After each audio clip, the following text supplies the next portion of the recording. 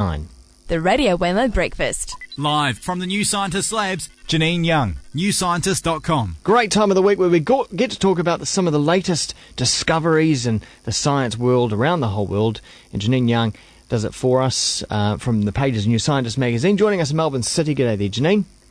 Good morning to you. Who's in the throes at the moment of moving house. The chaos of it's kind of the second most stressful or the most stressful thing you can do in your life.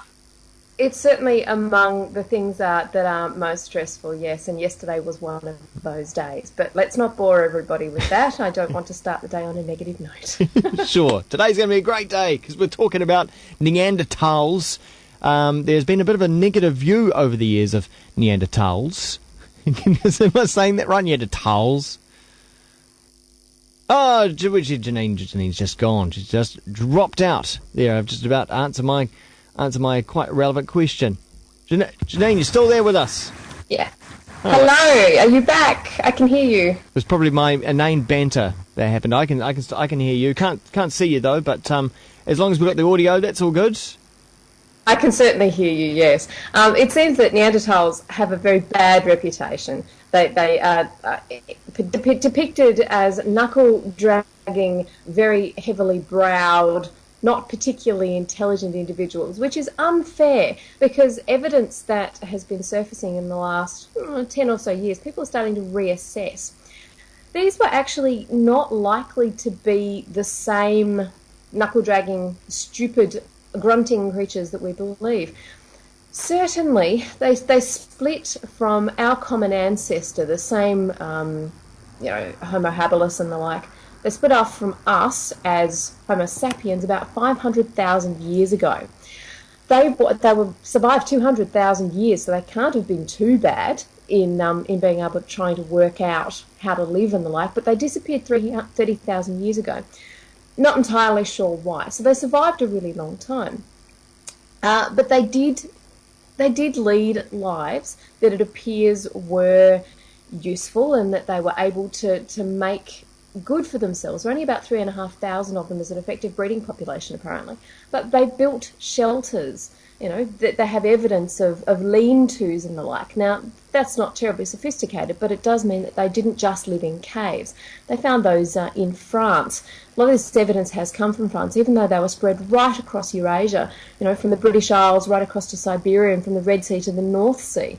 So they were pretty widespread. They also built hearths. They had fire 60,000 years ago. They weren't the first to control fire, but they were certainly good enough at it that they were able to build hearths and the like.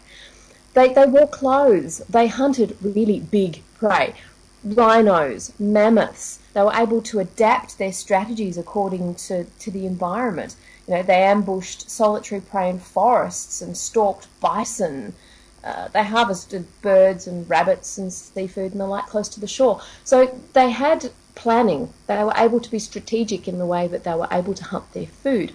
So the idea that they were really stupid doesn't work. The problems arise when you start getting revisionists, as they're called, trying to make them part of Homo sapiens, which is who we are. Because the genome of Neanderthal was published in May this year, and it was a big achievement because, they died out 30,000 years ago. So finding samples that were good enough to be able to reconstruct their genome was actually a very big deal, very impressive effort.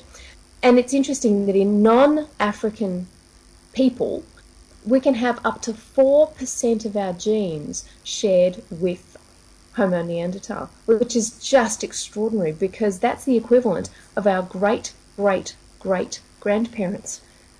4% is a lot of our genome. So not only were they around at the same time, they interbred. And the whole idea of a different species is that you can't interbreed. That's why dogs and cats can't, for example. And so it's a really interesting idea. You have a lot of people who are saying, look, we need to reconsider the way we look at Neanderthals. They're in fact part of us and we're part of them. And others are saying, look, they might have had some of the structures inside the brain that meant they could talk, but even a 1% difference in our genes could mean hundreds of mutations across a million years. Let's not get too carried away with this. But it does mean that we're looking at them differently than we have done in the past. and we should be a little kinder to them, it seems. Any idea what Neanderthal music would have sounded like? No, but they have found an instrument from 43,000 years ago. It's an old bone flute. It was found in the Divi Barbe in Slovenia. Of course it was a flute. It would always have to be a flute, wouldn't it? Well, I guess it's a nice, simple thing to be able to produce. You can take a bone from an animal, you hollow it out, get rid of the marrow, and it's nice and hollow. And then, put some holes in it, blow through it, and there you are, you've got a flute. There is some argument that this could have just been a femur punctured by wild animals. So there's a bit of debate as to whether or not it's actually an instrument or whether or not it's, just chance. But if this is true, then they were producing instruments 43,000 years ago, which means they have some sense of being able to just, other than just living and breathing, it's not just the essentials of life, because it also means you have a little bit of time on your hands if you're going to be doing things like making music. It shows that there's some social interaction. It suggests a lot of other things about these communities and societies that mean that they, as I said, are not just the knuckle-dragging, high-browed, thick individuals that we do have the opinion that they are at the moment.